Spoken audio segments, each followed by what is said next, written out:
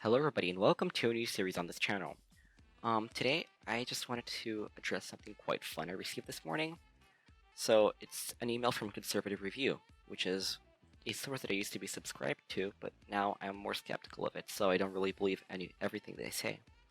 So let's go ahead and read this message together. First of all, something we can see is that this is a sponsored message, which means that somebody paid for this. Below, please find a special message from one of our advertisers, Candace Owens, which means that she previously supported Conservative Review as a source. So let's read this. Fellow conservative, the people of Michigan spoke up against big government tyranny from their far-left governor, Gretchen Whitmer. I defended these brave Americans on Twitter so the world would know patriots are taking stand against egregious civil rights violations during this quarantine. As a result, Twitter banned my account. So I believe right now she's trying to push this whole idea that Twitter is against her. So let's go ahead and keep reading to see what she's trying to prove. I'm certainly not the first conservative voice to be banned without any wrongdoing on Twitter, and without your help, I won't be the last. Right now she's addressing the people that are subscribed for help. Right now Twitter has special protections from the FCC for being an outlet of free speech, but we all know they pick and choose which voices they want on their platform, and conservatives are being silenced every day. Twitter's war against conservatives is no secret, and they won't stop until tens of thousands of Americans stand up against them. As long as they know they're protected by the FCC from any lawsuits, they will continue to silence your voice from being heard. That's why I'm petitioning FCC Chairman Ajit Pai to remove these protections from Twitter. Right now what she's asking is for people to sign a petition to obviously remove protections of the FCC for Twitter, which actually guarantees free speech. Now, let's debunk the idea that Twitter, as a company, is against far-right people like her. Now, anytime you report something on Twitter, it goes into their headquarters, but right now, because of the coronavirus situation, obviously people are working from home. So the whole thing is being transferred to some employee at home. When the employee gets a message, he obviously has to decide and consult with his manager to see whether or not it's right to delete an account. Now, of course, there may be some people who are biased at Twitter who might want to remove an account who's against them, but most definitely I know that will not happen because managers are there to guarantee that this doesn't happen. This is just one example of Owens being a very illogical person.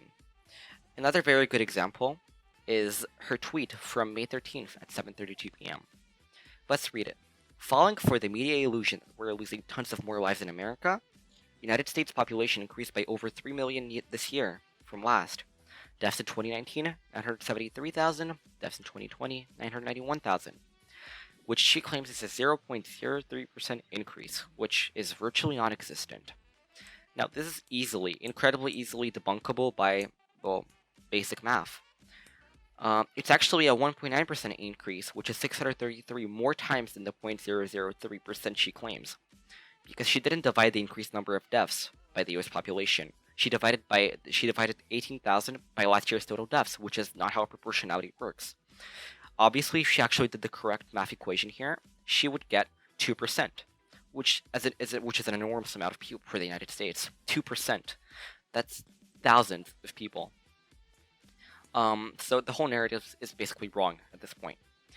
Another tweet from May 10th. Serious question. What do you guys think the real coronavirus death toll is under 10K?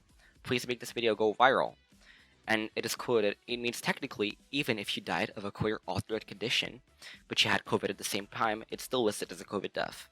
Now, this, of course, might make some people think that they're trying forcefully to keep the number of COVID deaths high to get more funding from the federal government. But this is actually incredibly false, because as of now, we still don't know what can cause a person to die from COVID. So, right now, if a person has COVID, there's a 90 or higher % chance of him dying from it. So it obviously makes financial sense, and it makes logical sense to set it as a COVID death. There's nothing wrong with this, there's nothing absolutely atrocious in it, and it's not something pushed by the federal government to make this lockdown last for longer. This is just another example of Owens being a very controversial and illogical figure on the internet. Let's move away from coronavirus and go into another tweet she actually published on May 12th. Can we just reflect on the fact that the Pentagon released footage of UFOs confirming their existence and virtually nobody cared? Things are so crazy in the world right now that even aliens seem like no big deal. Now, obviously, it's a UFO footage release, which is an unidentified flying object. It doesn't mean that these are aliens. It's just another tactic perpetrated by her to get more views and more likes. It's obviously her just trying to move this deal that, oh, the federal government is Big Brother. Oh, they're trying to be bad. Oh, they're hiding something from us. She probably thinks that they just released it now to hide it from the people. I obviously think that she's very wrong in this because it's just a UFO. It doesn't mean that these are aliens, and it's just a very cheap way to get likes and follows on Twitter. As we all know, Twitter is a very cancerous platform for many reasons because everybody can just express what they want. If we return to the coronavirus situation, let's look at the dashboard. The United States, as of May 14th at 8 a.m., has 1.3 million cases with over 84,000 deaths. The daily cases are actually lowering if you look at the graph here in the corner. However, it doesn't mean that people aren't dying from COVID. Obviously, it's a very big world situation, and we should all be paying very important attention to it. Candace Owens, please stop using this as a rhetoric to get more follows, more views, and of course, gullible individuals who believe that everybody's against them. So, on that note, thank you for viewing this video. I hope you have a very good day, keep safe, and have fun. Goodbye.